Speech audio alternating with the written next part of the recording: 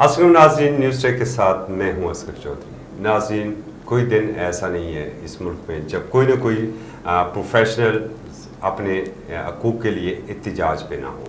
तलबा को ले लें, मजदूर, क्लर्क्स, और उसके बाद ले लें डॉक्टर्स को, या यंग डॉक्टर्स का भी इशू बड़ा आपके सामने रहा।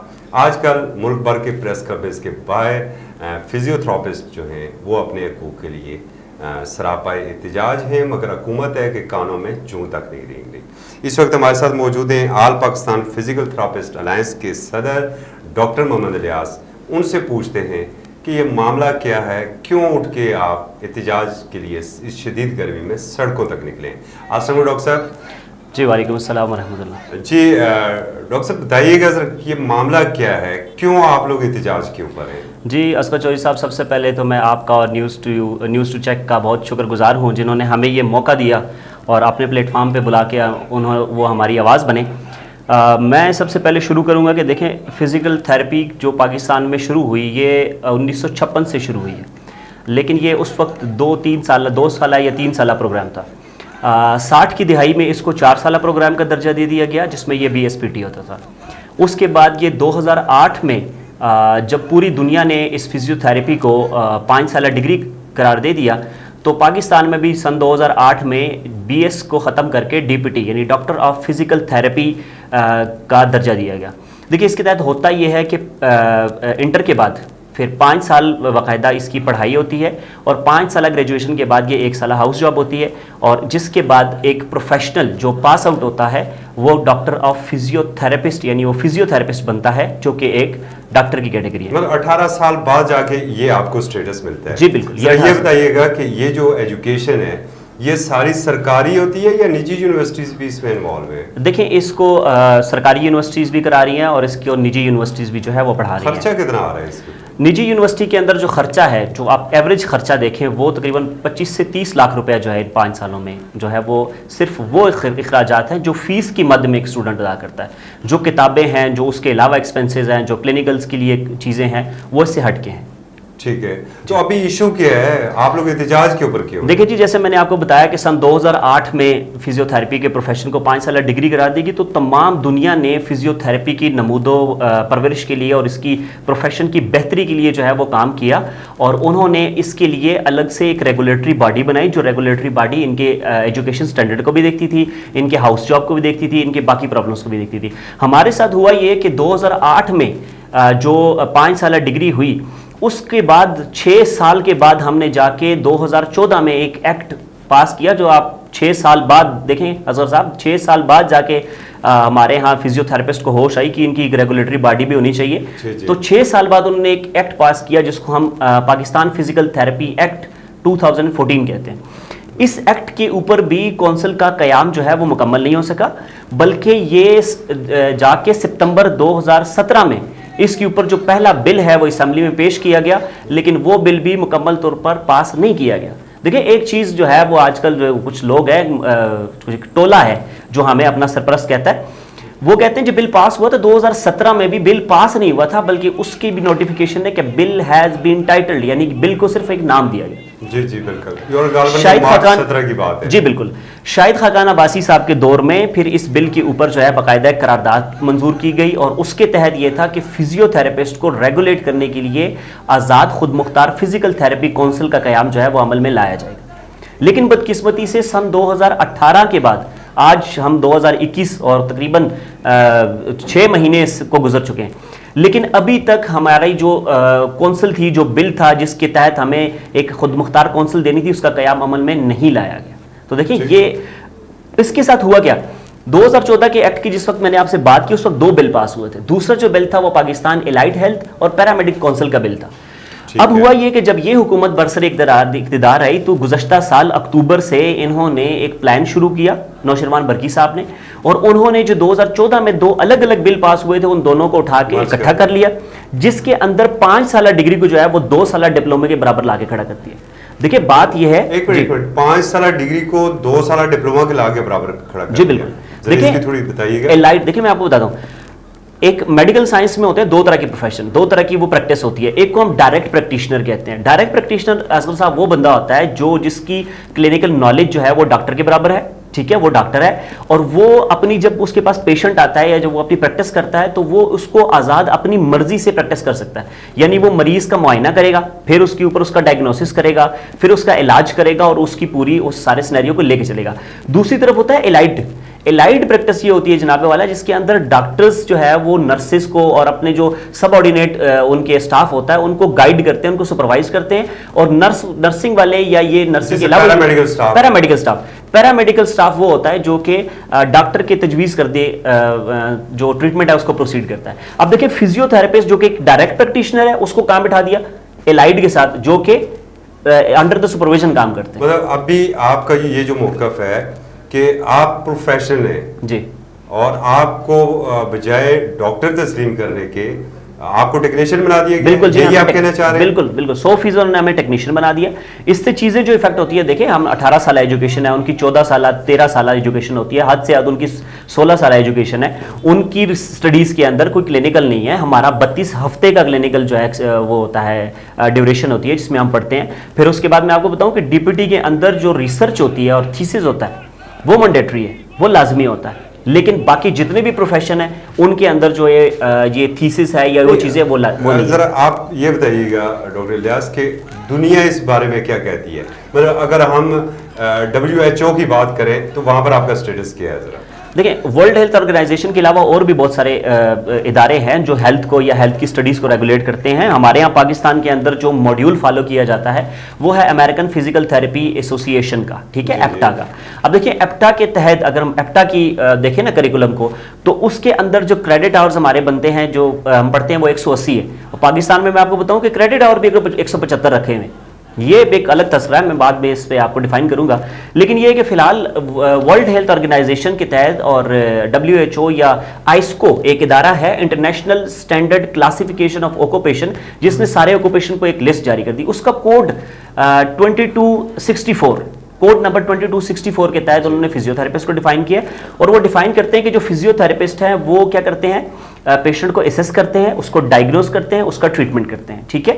वो रिहेबिलिटेटिव प्रोग्राम को स्टार्ट करते हैं, यानी कि जो भी एक पैथोलॉजी है, जो भी बीमारी चल रही है जो कि फिजियोथेरेपी डोमेन के अंदर आती है, उसको फिजियोथेरेपिस्ट बिना किसी दूसरे प्रोफेशनल पार्टनर की मशवरे के डायरेक्टली खुद एड्रेस करता है और उसको खुद ट्रीट करता है। तो ये चीज आती है जी, इसको दुनिया तस्लीम करती है कि ये इंडिपेंडेंट प्रैक्टिस है और डायरेक्ट प्रैक्टिशनर जो है वो हमें माना जाता है। ये बताइए, ये जो इक़दामात हो रहे हैं सारे, एक तो क्या कल इस प्रोफेशन में बाकी जो हमारे आज जो बच्चे पढ़ रहे हैं क्या वो इस प्रोफेशन को ज्वाइन करेंगे? और दूसरा इसी के साथ ही कि जब आप अगर गवर्नमेंट जॉब में जाते हैं तो डायरेक्ट अगर आपको ये स्टेटस आपके पास रहता है तो आपको कौन सा ग्रेड ऑफर होगा, और अगर ये आपसे छीन लिया जाता है तो फिर कौन सा ग्रेड ऑफर होगा? देखिए सबसे पहले मैं आपको ग्रेड का जवाब दे दूं, बड़ा आसान है। अगर हम एज अ फिजियोथेरेपिस्ट और direct practitioner as a doctor जाते हैं तो हमारा जो ग्रेड है वो 17 स्केल। लेकिन अगर हम एलाइड के अंदर चले जाते हैं जिसमें हमें धकेला जा रहा है जबरदस्ती, उसके अंदर अगर हम जाते हैं तो हमारा जो स्केल है वो 12 से 14 के बीच में लाई कर जाएगा। दूसरी बात है, जहां तक प्रोफेशन की बात है, देखिए HEC के अंदर कुछ लोगों ने, कुछ पेरेंट्स ने एक केस पुट किया था और उन्होंने कहा था कि कुछ ऐसे यानी प्रोग्राम्स हैं जिनके साथ डॉक्टर लगता है और यूनिवर्सिटियां लाखों रुपया कमाती हैं। तो HEC से ये पूछा गया था कि उसके बारे में बताया जाए। HEC ने जो जवाब लिखा था वो लेटर मेरे पास है, मैं आपको देता हूँ। उसके मुताबिक देखिए 4 प्रोग्राम्स के ऊपर ऑब्जेक्शन था। उसके ऊपर डाइटिक्स और न्यूट्रिशन साइंसेस का था, ऑप्टोमेट्री का था, मेडिकल लेबोरेटरी के डॉक्टर का था और डॉक्टर ऑफ फिजिकल थेरेपी था। HEC अपने फैसले के अंदर क्या लिखता है कि सिर्फ और सिर्फ इन 4 में से डॉक्टर ऑफ फिजिकल थेरेपी एक ऐसा प्रोफेशन है जिसको इजाजत है कि वो डॉक्टर का टाइटल लगा ले और उसकी जो पढ़ाई है वो बाकी सबके मुकाबले में ज्यादा है। 5 साल पढ़ाई है, फिर क्लिनिकल जॉब भी है और उसके साथ जो है ये थीसिस और रिसर्च भी मैंडेटरी है। देखिए जिस तरफ से ये प्रोफेशन जा रहा है उसके नताइज देखे बहुत बुरे होंगे। एक तो ये है कि 3.5 लाख फिजियोथेरेपिस्ट इससे एक फैसले से जो है वो मुतासिर होंगे। दूसरा ये है कि जो लोग हैं जो प्रैक्टिस, देखिए जो प्रैक्टिस है वो बहुत खराब होगी। अब आप एक बात समझिएगा इस चीज को कि फिजियोथेरेपिस्ट ने किसी पेशेंट को लेके क्या ट्रीटमेंट देना है ये फिजियोथेरेपिस्ट ने पढ़ा है। देखिए MBBS डॉक्टर कभी भी नहीं बता सकता हमें कि हमने एक फिजियोथेरेपी के डोमेन को क्या ट्रीटमेंट देना। उसकी वजह देखिए मैनुअल मेडिसिन एक सब्जेक्ट है जो हम अलग पढ़ते हैं MBBS से ज्यादा, मस्कुलोस्केलेटल हम एक अलग पढ़ते हैं, बायोमैकेनिक्स हम अलग पढ़ते हैं, हम काइनेजोलॉजी पढ़ते हैं, हम थेराप्यूटिक एक्सरसाइजेस पढ़ते हैं और हम उसके अलावा जो पढ़ते हैं एक्सरसाइज फिजियोलॉजी। ये 6-7 सब्जेक्ट ऐसे हैं जो हमें स्पेशल पढ़ाए जाते हैं ताकि हम फिजियोथेरेपी के डोमेन को ट्रीट कर सकें। लेकिन जब हम एक सुबॉर्डिनेट हो जाएंगे, किसी के अंडर आ जाएंगे, किसी मेडिकल स्पेशलिस्ट के, किसी डॉक्टर के, तो कोई डॉक्टर जिसने ये 6-7 सब्जेक्ट नहीं पढ़े कैसे तजवीज कर सकता है कि फिजियोथेरेपी का ट्रीटमेंट क्या होना चाहिए। तो इस तरह से आने वाले जो दौर में स्टूडेंट है वो इस प्रोफेशन को छोड़ देंगे और एक ऐसा प्रोफेशन, देखिए असगर साहब मैं एक बात बताना चाहूंगा, एक कहा जाता है कि where medical science ends physiotherapy begins.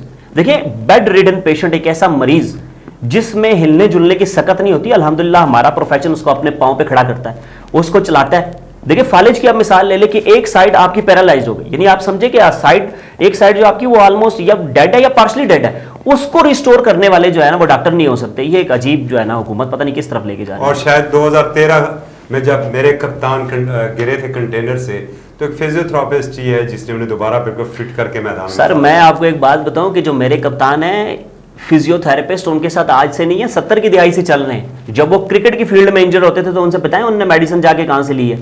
फिर यह है कि मुसलसल हमारे एक सीनियर फिजियोथेरेपिस्ट है मुश्ताक साहब, और इमरान खान साहब जानते हैं इस नाम को, डॉक्टर मुश्ताक, और डॉक्टी उसको बुलाते होते थे, और ही वाज देयर फिजियोथेरेपिस्ट। तो इस फिजियोथेरेपी आप क्या कहेंगे मेरे कप्तान से? देखिए मेरे कप्तान से हमारा सवाल यह है कि हमारे मोहतरम कप्तान, आप माफिया के साथ लड़ाई में सरगर्म है, ठीक है, हमने आपके साथ लड़ाइयां लड़ी, हमने एहतजाज के रास्ते और अपना हक, फाइट फॉर द राइट हमने सीखा ही आपसे। आज आपका physiotherapist fight for the right के फार्मूले को फॉलो कर रहा है और वो जगह जगह जो इसके ऊपर एहतजाज कर रहा है। तो कप्तान हमारी आपसे गुजारिश ये है कि हमने बाकायदा स्टैंडिंग कमेटी के अंदर एक पूरी फाइल दी है जिसमें हर रेलेवेंट डॉक्यूमेंट है, HEC का प्रूफ है, कोर्ट के प्रूफ है, उसके अंदर इंटरनेशनल इदारों के प्रूफ है, और हम उसके तहत जो है वो अलग खुद मुख्तार कौंसिल के हकदार हैं, ठीक है। तो कप्तान से मेरी गुजारिश है कि dear prime minister please save the noble profession, इस प्रोफेशन को बचा लें, ठीक है। ये माफिया है, जिस तरह आपका सामना है माफिया से, मनो एन हमारा माफिया है। प्राइवेट यूनिवर्सिटी, सर मैं आपको अगर इजाजत दे कि मैं माफिया पे थोड़ी रोशनी डालूं, प्राइवेट यूनिवर्सिटीज जो हैं वो एलाइड प्रोफेशन में जाना चाहती है। आप पूछेंगे बड़ा इंटरेस्टिंग सवाल है, ऐसा क्यों है? देखिए हैं वो फिजियोथेरेपिस्ट, जाना वो एलाइड में जाते हैं, उसकी रीजन क्या है? देखिए एलाइड के अंदर 44 डिसिप्लिन है, फिजियोथेरेपी का अलग जो प्रोफेशन है। कल को जब ये सीटें लेंगे या अपनी ये चाहते हैं कि ये एक ऐसी जगह पोजीशन में हो जहां से ये 44 जो डिसिप्लिन है उनको हेड करें। दूसरी बात है कि इनका है पेशा, इनका बिजनेस है, private university is a business. ये फिजियोथेरेपी को एलाइड में ले जाके अपने बिजनेस को प्रमोट करना चाहते हैं, क्योंकि देखें हम तो ये बात करेंगे, मैंने आपसे 175 क्रेडिट आवर्स का मैंने आपसे तस्करा किया कि HEC में सेम करिकुलम है सर, एब्सोल्युटली सेम, यानी जो ये है करिकुलम ठीक है, मनो एन ऐसे ही करिकुलम अमेरिका में है, उनके क्रेडिट आवर 180 है, हमारे क्रेडिट आवर 175 है। पूछे क्यों? देखिए 5 क्रेडिट आवर्स का जो लोचा है, जो ये करप्शन है, जो ये चालाकी है, वो ये है कि जब मैं या मेरे साथ कोई फिजियोथेरेपिस्ट मेरी टीम का जाके किसी जगह अप्लाई करेगा, उसकी डिग्री को वैल्यूएट करके कहा जाएगा कि आपके 5 क्रेडिट आवर कम है, तो वो फिर 5 क्रेडिट आवर के लिए क्या करेगा? इन प्राइवेट यूनिवर्सिटीज के अंदर जाके स्पेशल कोर्सेज करेगा। वो 14 घंटे के 10 क्रेडिट आवर्स के 14 क्रेडिट आवर्स के कोर्सेज होते हैं जो 6 महीने के ड्यूरेशन पे बेस करते हैं। तो वो जो बंदा जिसने ऑलरेडी 25 से 30 लाख रुपए लगाया है, वो मजीद 4.5-5 लाख रुपए लगाएगा उन 5 क्रेडिट आवर्स को अचीव करने के लिए। लेकिन जब काउंसिल की बॉडी आ जाएगी, जब काउंसिल बन जाएगी, तो काउंसिल तो सीधी सी डिमांड करेगी HEC से कि सेम करिकुलम है तो आप क्रेडिट आवर 180 कर दें। जब क्रेडिट आवर 180 कर देते हैं तो वो 5 क्रेडिट आवर वाले कोर्सेज इनके मर जाते हैं। जब वो कोर्सेज इनके फौत हो जाते हैं तो सर सालाना 3-4 करोड़ रुपया जो इनको आता है गरीब स्टूडेंट से, वो आना तो बंद हो जाएगा। बिल्कुल इस तरह और बहुत से इशू है। डॉक्टर साहब एक मुझे आखिरी सवाल ये मुझे बताइएगा कि अब अगला लाएम अमल क्या है? देखिए जी हमारा लाएम अमल असगर चौधरी साहब बहुत सिंपल है। हम जो है इस मुल्क में अपने हक के लिए उठे और हमारे पास ऐसा नहीं है, हमें देखे इंटरनेशनली देखें या नेशनली देखें, जहां कहीं भी देखें पूरी दुनिया के अंदर देखिए, अब इंडिया की मिसाल ले लें, हमारा पड़ोसी है, ठीक है, वैसे हम उनके ऊपर बहुत तनकीद की, उनकी हर स्टेट की अलग काउंसिल है, लेकिन इधर देखें जी ये बड़की सा बेसिकली मिनिस्ट्री काम नहीं करना चाहती, हटदर्मी है। इस हटदर्मी के तहत ये चाहते हैं कि एक ही ये बना दे और उसके अंदर इस सारे प्रोफेशनल की खिचड़ी बना दे। देखिए बजाते खुद हमारे ऊपर एक केस एक केस किया गया था अदालत के अंदर जिसका 2018 का फैसला है।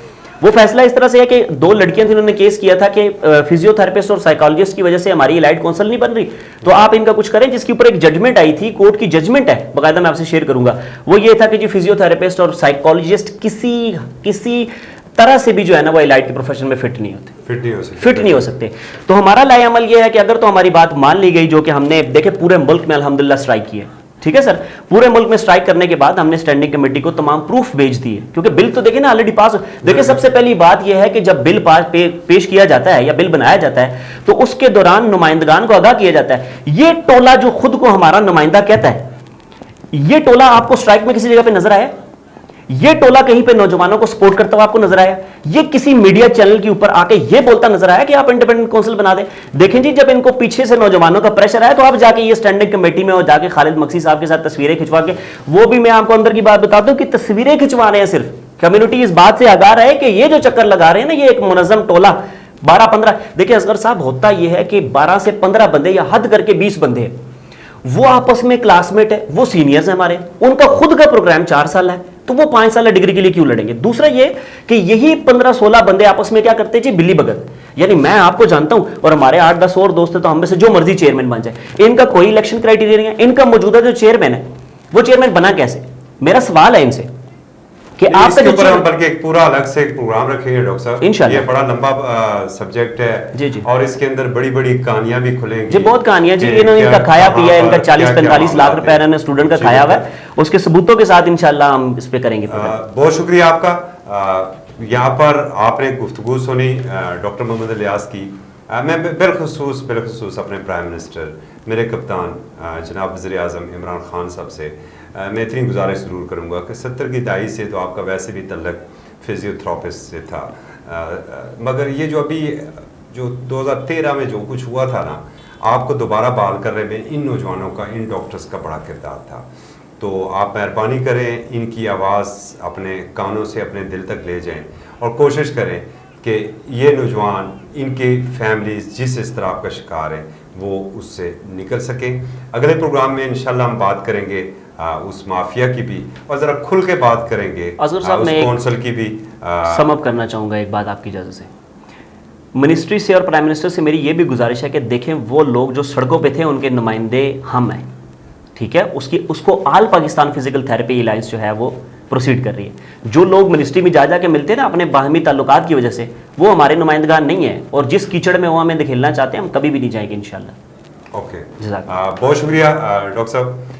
नाज़रीन, आपने गुफ्तगू सुनी डॉक्टर मोहम्मद इलियास की।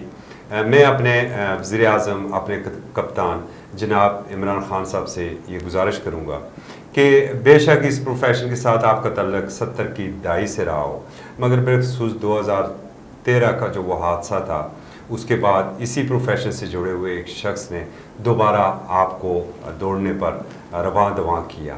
आज ये जो 3.5 लाख फैमिलीज़ हैं, ये मुंतज़िर हैं आपके किसी फ़ैसले की। मेहरबानी फरमाइए, इनकी आवाज़ अपने कानों से अपने दिल तक ले आइए, और ये जो माफियाज़ हैं, इन माफियाज़ के ऊपर भी इंशाल्लाह हम बात करेंगे, बड़ी खुल के बात करेंगे। आपसे इजाज़त चाहते हैं, और साथ अगर आपने अब तक न्यूज़ टू यू को यूट्यूब के ऊपर सब्सक्राइब नहीं किया है तो काइंडली वो कर लीजिए, बेल आइकन प्रेस कर लीजिए कि जो भी नया प्रोग्राम हो वो आप तक पहुंच सके, और इसके साथ ही www.newstoyou.com.pk का विजिट करें। अल्लाह हाफ़िज़।